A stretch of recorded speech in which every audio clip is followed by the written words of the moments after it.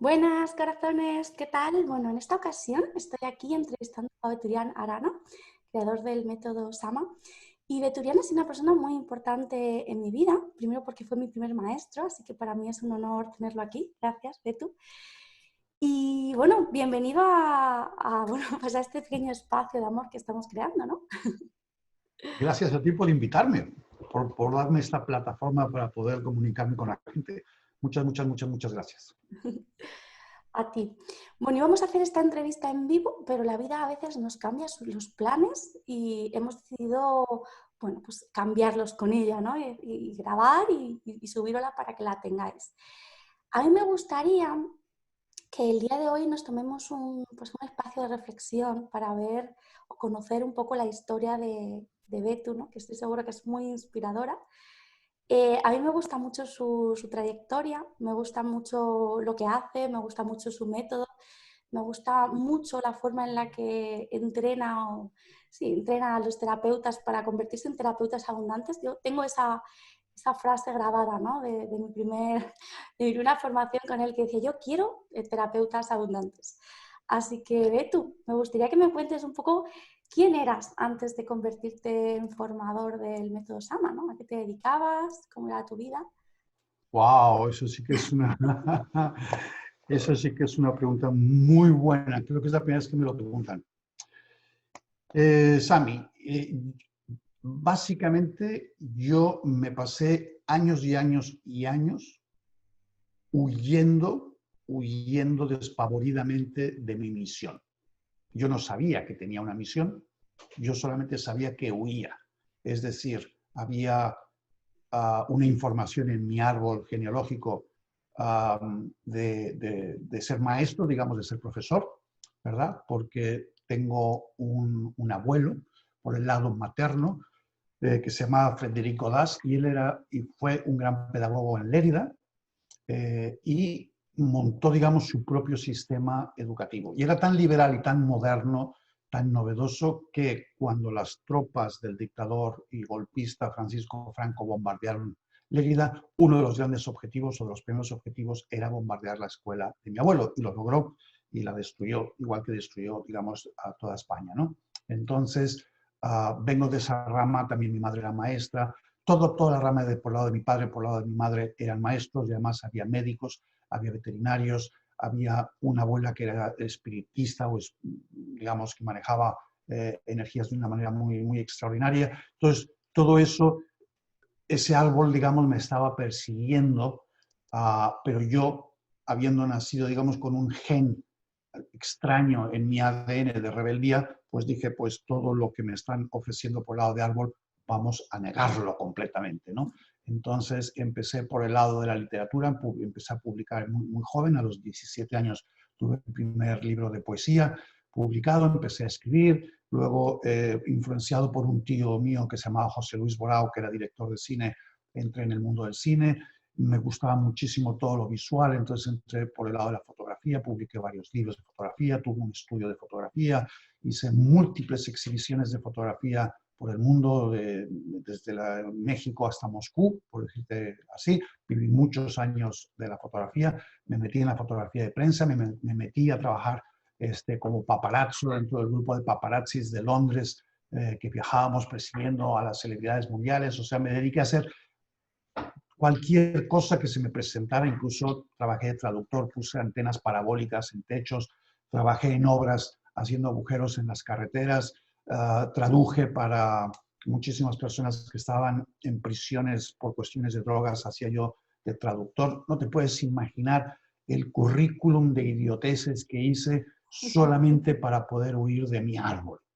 Pero el árbol corre más que uno y en algún momento determinado los de arriba me empujaron a un parque en Londres, donde yo estaba paseando con mis cámaras, haciendo fotografía, y a la lejanía, digamos, vi como un grupo de personas que hacían unos movimientos muy extraños, muy lentos, y todos como para el mismo lado. Unos iban para aquí y luego iban para allá. No sé, me pareció como algo que me impactó mucho. No te lo puedo explicar, son esas tonterías que dices, ¿por qué? ¿No? ¿Por qué me impactó tanto esa cosa armoniosa, ¿no?, que estaban haciendo estas personas? Y cuando terminaron me acerqué a preguntar. Que mira que en Londres, cuando vives en Inglaterra, pues tampoco es muy habitual no acercarte a preguntar nada ni hablar con nadie, porque es parte de la cultura, ¿no?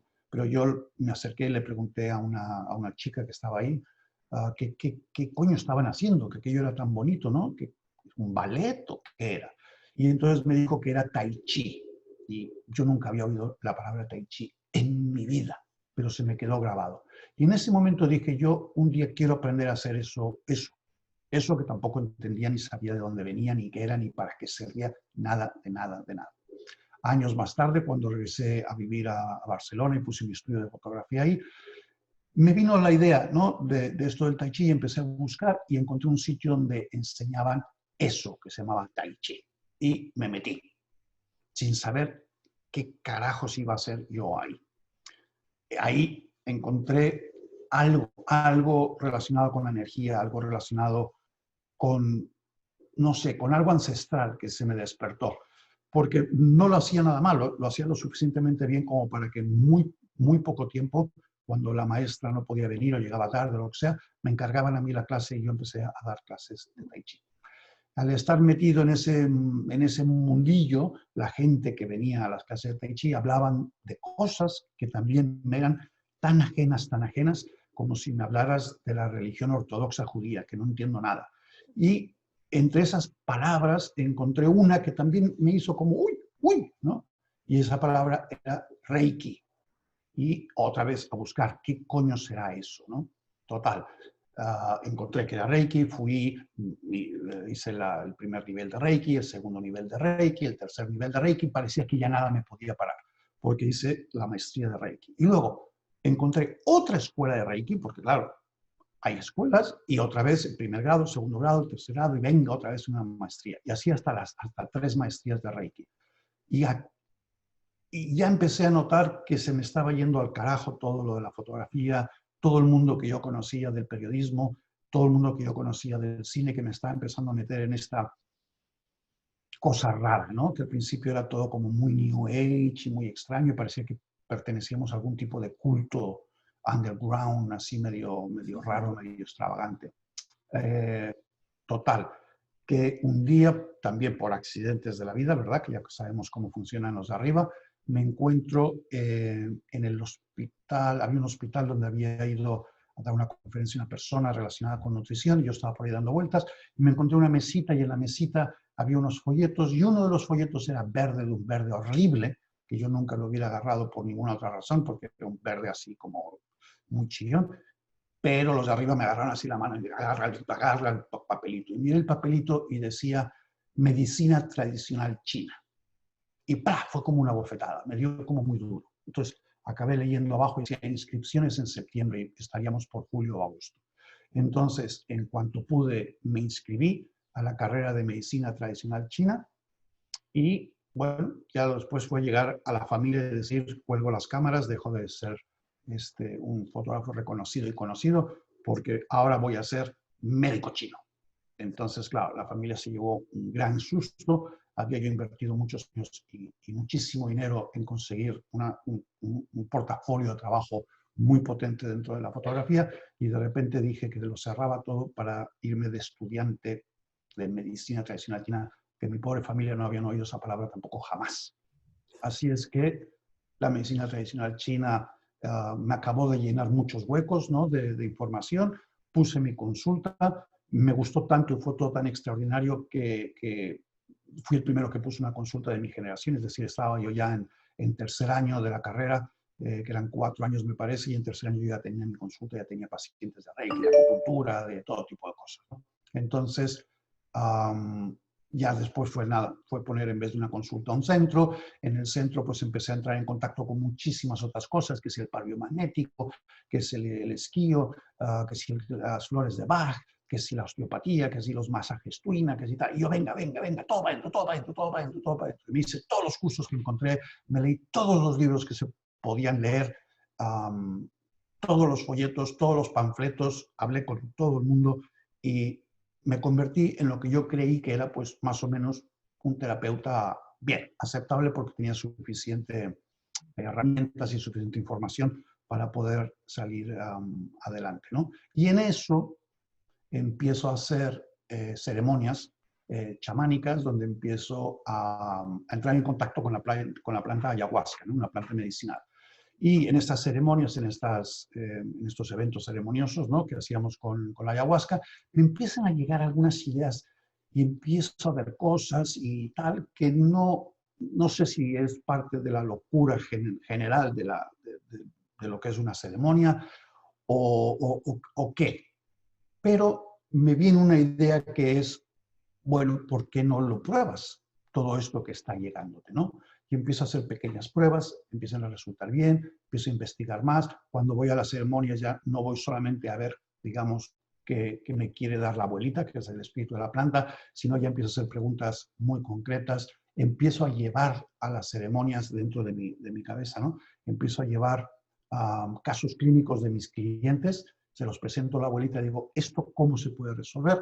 La abuelita me va dando la información y poco a poco llego a tener como un modelo, una estructura mía, personal, ¿no?, de trabajo, que me empieza a ir tan y tan y tan y tan bien, que dejo todas las otras herramientas que había ido adquiriendo con el tiempo. Más o menos por esas fechas llega a mi vida un curso de milagros, que ya es, digamos, el golpe, ¿no?, exponencial final, y llega un momento en que digo, en una de las, no digo yo, dice la abuelita, en una de las últimas ceremonias, la abuelita me dice, bueno, te hemos dado un algo, ¿no?, una herramienta, como lo queramos llamar. Sería bueno que esto lo enseñaras, te lo hemos dado para que lo enseñes. Y esa noche decido, ¿no?, tomar la decisión de enseñarlo al mundo. Y a partir de ahí me tengo que centrar en crear un protocolo, porque de la manera en que yo lo hacía era totalmente intuitivo, como muy así, ¿no? Pero para poder enseñar algo tenía que tener un protocolo con unos pasos muy determinados, tenía que tener una información científica muy concisa para poder contestar a las preguntas de cómo funciona esto y por qué funciona lo otro, y entonces ya entro más de lleno en la parte de la física cuántica, ¿vale? Y estudio mucho, mucho, mucho, y a medida que voy estudiando física cuántica, curso de milagros, física cuántica, curso de milagros, y al final me doy cuenta de que este protocolo, una vez que yo iba a empezar a enseñarlo, iba a tener mucho que ver con la espiritualidad, aunque parece que es como muy materialista porque trabaja el cuerpo, la abundancia, los animales, bueno, todo eso ya lo sabes porque tú lo has estudiado, tiene esta parte muy espiritual y empiezo a entender que va a haber una triada que es el 1.0, el 2 y el 3, que me dan unos códigos para que yo los ponga en los alumnos y que estos tres códigos juntos al final se unen en un solo código y que las personas entran, digamos, realmente al camino espiritual. Ahí es donde empieza, no es que seas espiritual porque hagas ni sama, ni un curso de milagros, ni nada. Es que ahí es donde empieza realmente el camino. Así es que otra gran casualidad de la vida me lleva a Santiago de Chile a dar mi primera conferencia, no, bueno, mi primera formación en el extranjero. Yo me lo tomo como un viaje, bueno, pues qué suerte que tengo, voy a ir a conocer Chile, ¿no? Pero no pensé que iba a pasar nada a partir de ahí. Porque al principio empiezo a notar que cuando lo comienzo a dar, lo estoy dando solamente a gente muy conocida, a amigos, a colaboradores, a otros terapeutas. Y también noto que cuando lo comento en gente que no estaba muy cerca de mí, hay muchas resistencias del ego para aceptar, Sama, y yo me empiezo un poquito como a decepcionar. Pero este viaje a Chile, que fue maravilloso, ahí explota Sama, toda la gente eran desconocidos, gente que yo no había visto en mi vida, todos les encanta Sama, todos se ponen a practicar Sama, y eso, no sé, me dio como venga, quizás sí vale la pena, vamos a intentarlo, ¿no? Y entonces empezaron a abrir los caminos y se abrió México y después también se abrió Estados Unidos y se abrió Argentina, empezamos a ir a Madrid, empezamos a viajar mucho y lo demás es historia. Y ya está. Es increíble, Ya ¿no? los aburrí suficiente. Cómo la vida te fue llevando, llevando, llevando hasta, bueno, pues hasta este momento en el que estás ahora viajando por todo el mundo y compartiendo tus conocimientos. Me parece, wow, súper fascinante, Sí. ¿no? Es Esto como realmente, esto es muy, muy importante reconocer que uno no tiene ningún mérito, pero absolutamente cero mérito, porque todo fue cosas que te ponía vamos a decir, la divinidad, por llamarlo de alguna manera, que te las iban poniendo delante, circunstancias, personas, actuaciones, ¿no? Y te das cuenta de que te van muy, muy gentilmente, te van empujando, empujando, y tú, bueno, te vas dejando, ¿no? Y realmente, al final, has ayudado a muchísimas personas, la gente que ha aprendido Sama está ayudando a otras muchas personas, o sea, se expande la onda y empieza a ver un poco esto de, ay, el maestro y tal, y no sé qué, y Beturián y tal. Pero yo les digo, yo no he hecho nada. El único mérito que sí me reconozco yo a mí, ¿no? El único mérito que yo tengo es las horas que me he pasado en aeropuertos, las horas que me he pasado en los malditos aviones, ¿sabes? Volando, durmiendo en hoteles, bueno, toda esa parte tan espesa, ¿no? Que tiene el viajar. Eso sí es un mérito, porque yo por mí me quedaba en mi casa y no iba a ningún lado. Pero viendo que los de arriba se han empeñado en que yo siga el trabajo de mi abuelo en el sentido de ser un maestro de algo novedoso y me han dado esa parte espiritual en la que yo puedo llevar a la gente a que empiecen a entender que todo esto es un sueño y que hay algo más, pues chico, nada, agarrar aviones. Bueno, es maravilloso. Yo creo que tienes un mérito más, ¿eh? Que ha sido el de fluir y el de escuchar a la vida, Beturián, porque yo no sé en tus formaciones, pero yo, en las mías al menos, sí que veo que es una de las cosas que más les cuesta a las personas, ¿no? Confiar y soltar y dejar, bueno, dejarse llevar por las señales que la vida nos va poniendo en cada instante, confiando en que aunque parezca que es totalmente de locos, siempre es lo más acertado y es lo mejor, ¿no? Que la vida sabe. Y lo Claro, fíjate una cosa, cuando las formaciones que nosotros hacemos en este momento realmente más que una formación, no son una formación ni son un taller, son una experiencia muy potente, de mucha energía, de muchísimo amor, en la que ponemos todo un espectáculo alrededor para que sea realmente algo que te ancle, ¿no? Que se quede anclado en ti como una cosa maravillosa. Y la experiencia de sentir que cuando sales del taller formas parte de un grupo, formas parte de un movimiento mundial, formas parte de una familia. Eso es absolutamente maravilloso. Pero tampoco lo he hecho yo. ¿Me explico? Yo tengo una serie de gente a mi alrededor, desde coordinadores en todos lados que son magníficos, hasta los compañeros, los tutores, mi compañera que es la coordinadora general, toda esta gente que me apoya, que hacen un trabajo tremendo, desde el programador hasta el contable, todos me los han puesto. Todas las ideas que hemos tenido en las formaciones de por qué no lo hacemos así, qué música ponemos aquí, qué hacemos allá, son ideas que nos vienen, que nos son dadas, que no podemos adjudicarnos la autoridad de decir yo lo creé, porque no es cierto, te fue dado. Pues de esa misma manera, cuando viene la gente de la formación, les digo, no duden, porque si están aquí es porque los han traído. Esto es una cita que ustedes tenían y simplemente han aceptado acudir a la cita. Y si los de arriba, la divinidad, como lo quieras llamar, te ha elegido para que estés aquí, es por algo. Entonces no dudes. Qué bonito, ¿no? Eso de no dudar. Bueno, me encanta. Bueno, las personas que nos están viendo, muchas ya lo saben, saben que tenemos un congreso a la vista, saben y están esperando ya, bueno, pues a que llegue el día de poder ver tu ponencia. Pero a mí me gustaría, porque como este congreso se llama Abundancia Cuántica, ¿no? A mí me gustaría que nos digas qué es para Beturián la abundancia, porque yo me he dado cuenta, tanto en mí personalmente, como en mis alumnos, como en los ponentes, que cada uno tenemos una visión muy particular de qué simboliza la abundancia, ¿no? Entonces, ¿qué simboliza para Beturián la abundancia? ¡Wow! ¿Qué simboliza? Para mí simboliza que me permite desarrollar y explotar mi máximo potencial como persona. Las épocas en las que no tuve abundancia y vivía en la escasez, toda mi energía creativa, toda mi energía de trabajo, toda mi preocupación, todo iba encaminado a cómo podía pagar el alquiler ese mes o cómo podía generar un dinero para pagar una deuda o lo que fuera. Y por lo tanto era muy difícil crear. Era muy difícil poder mostrar todo lo que llevo dentro como persona. A partir de que la abundancia llega a mi vida y ya no me voy a preocupar, dejo de preocuparme totalmente de esas cuestiones económicas porque he entendido que la divinidad me va a dar las herramientas necesarias que yo tengo que tener para llevar a cabo mi misión, en ese momento empiezo a potenciarme yo como persona, a estudiar más, a aprender más con todos los viajes, con toda la gente que he conocido, pero también me expando como persona al resto del mundo. Entonces, significado para mí de la abundancia, la posibilidad de expanderme como ser humano y dar lo máximo mío que yo puedo dar. Me Ahora, encanta. tienes toda la razón del mundo cuando dices que cada maestro tiene su librillo.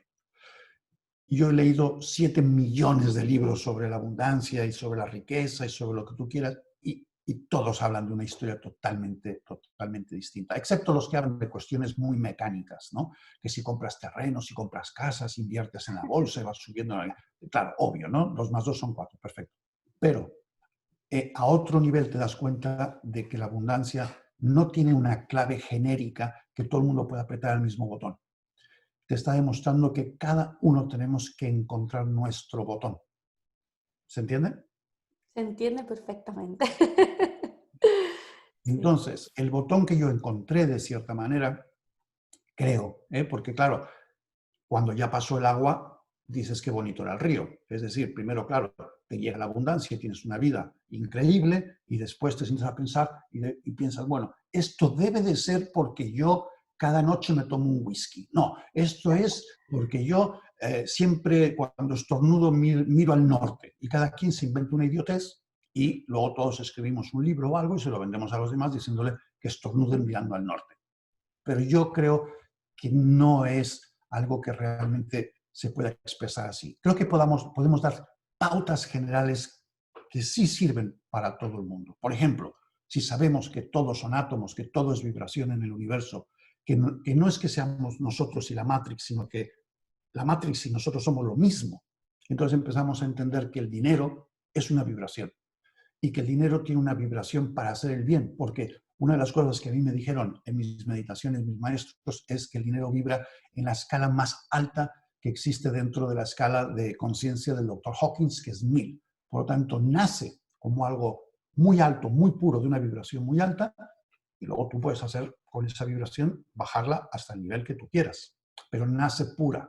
Por lo tanto, si yo tengo pensamientos puros, si estoy limpio de alma y de corazón, si yo la abundancia la quiero porque tengo una misión, no porque sí, no para presumirle al vecino o para demostrarle a mi papá, sino porque tengo una misión y esa misión es de ayuda, entonces sí es verdad que es más fácil que la abundancia llegue.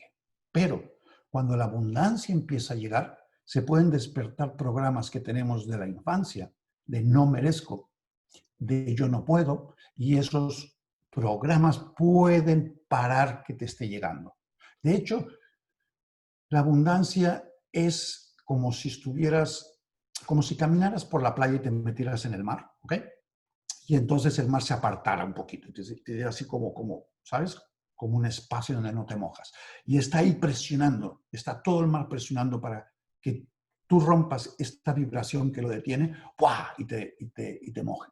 Y para eso hay que trabajar todos los programas que tenemos de la infancia. Entonces, es entender que es vibración, es entender que tenemos programas, es entender que nunca nos vamos a hacer abundantes si trabajamos la mente horizontal. La mente horizontal es con la que yo trabajaba, es decir, yo pensaba, si hago esta cantidad de fotografías y las vendo a este precio, pues gano tanto y tengo que pagar tantos impuestos, no sé qué, pero era como en este nivel, en un nivel en el que mi abundancia dependía de cuántas revistas había, de cuántos lectores había, de cuánta competencia había. Era este mundo de visión como de tortuga, que solamente vemos lo que está así, ¿no? Con el caparazón, lo que está aquí. Y de repente, un día levantas la cabeza y dices, coño, hay otra visión, que es la visión vertical. Es dejar de mirar si hay tantas revistas y no sé qué, y convencerme de que no puedo ganar más que no sé cuánto. Por lógica, si hay tantas revistas y compran tantas fotos, pues esto es lo que yo voy a ganar. Y empezar a mirar hacia arriba verticalmente, que es mirar hacia la divinidad, hacia, digamos, la parte más espiritual. Y entonces, cuando tú reconoces que tienes una misión en la vida, que es siempre ayudar al otro, entonces la divinidad se encarga de que ocurran cosas que no sabemos cuáles pueden ser, pero que ocurren cosas que te llevan a esa abundancia. Y que esa abundancia es el resultado de que la divinidad te ha nombrado administrador. Porque como tú bien sabes, el día que dejemos este cuerpo material y regresemos a la parte más espíritu, no nos vamos a llevar nada. ¿Estamos de acuerdo? O sea, mi reloj, mi casa, mi coche, mi televisión, todo se va a quedar aquí. Yo no me voy a llevar absolutamente nada. Por lo tanto, todo lo que tengo, lo único que estoy haciendo es administrarlo. Si lo que yo tengo lo administro de una manera que es fructífera para el resto de la humanidad, si yo lo administro de una manera en la que ayudo a los demás a encontrar su camino hacia la divinidad y hacia el regreso al hogar, entonces me nombran buen administrador. Y cuando tienes el título de buen administrador, pues te dan más para administrar. Es así de fácil. Bueno, me parece, estoy aquí escuchándote súper inspirada. Yo creo que me quedaría contigo todo el día. Sé que eso no es posible, pero realmente es fascinante escucharte y, bueno, y ver desde qué lugar lo vives. Que además, yo ya te conozco hace unos años y creo que cada día tu energía todavía es más pura, más, no sé, más luminosa, ¿no? Que cada vez te veo más conectado y me alegro muchísimo de, bueno, pues de ver ese crecimiento y de ver cómo te estás expandiendo. A mí me gustaría, bueno, invitar a todos los que nos están viendo, por supuesto, a que se inscriban al congreso, a que se apunten, a que te vean, porque yo creo que tienes una ponencia muy especial para compartir y bueno, creo que les va a gustar mucho y que les das claves interesantes.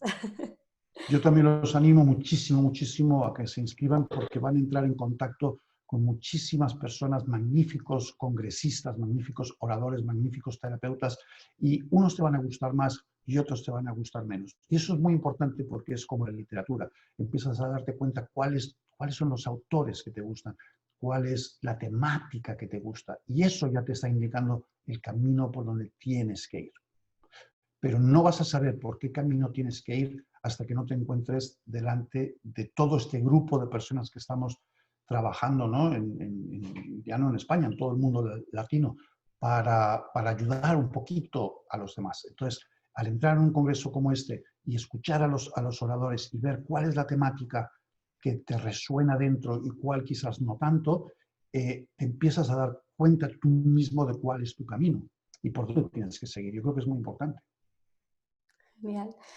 Pues nada, me encanta. Dejaremos justo debajo de este vídeo pues el link para que os suscribáis lo que queráis. Recordaros que es totalmente gratuito, que habrá más de 60 ponentes y como dice Betu, yo creo que cada uno tocará botones diferentes y que nos pueden dar la oportunidad, ¿no?, de que busquemos cuál es el nuestro, cuál es el que encaja con nosotros. Así que nada, invitaros a que os apuntéis y a que disfrutéis de ese espacio. Y Betu, no me quiero ir sin darte las gracias, no solamente por la entrevista, sino porque creo que fuiste una persona, y lo eres, muy importante en mi vida, que me enseñó muchísimo. Fuiste uno de esos trenes que en su día no dejé pasar y bueno, yo sí que estoy agradecida a ti por confiar en la vida y por escucharla y por haber fluido hasta aquí para haber ayudado a tantas personas. No, no, gracias a ti. Date cuenta que estamos todos en el mismo barco. Hacen falta estos alumnos para que tenga una razón, digamos, nuestra existencia, pero hace falta gente como tú que organiza esto para poner en contacto a los alumnos con los maestros. Hace falta que el maestro esté ahí, que el alumno esté ahí y que Sammy Osorio esté ahí. O sea, que todos formamos parte del mismo barco. Muchas gracias. Y gracias a todos. Os esperamos en este congreso. Hasta pronto. Hasta pronto. Chao, chao. Mucha abundancia.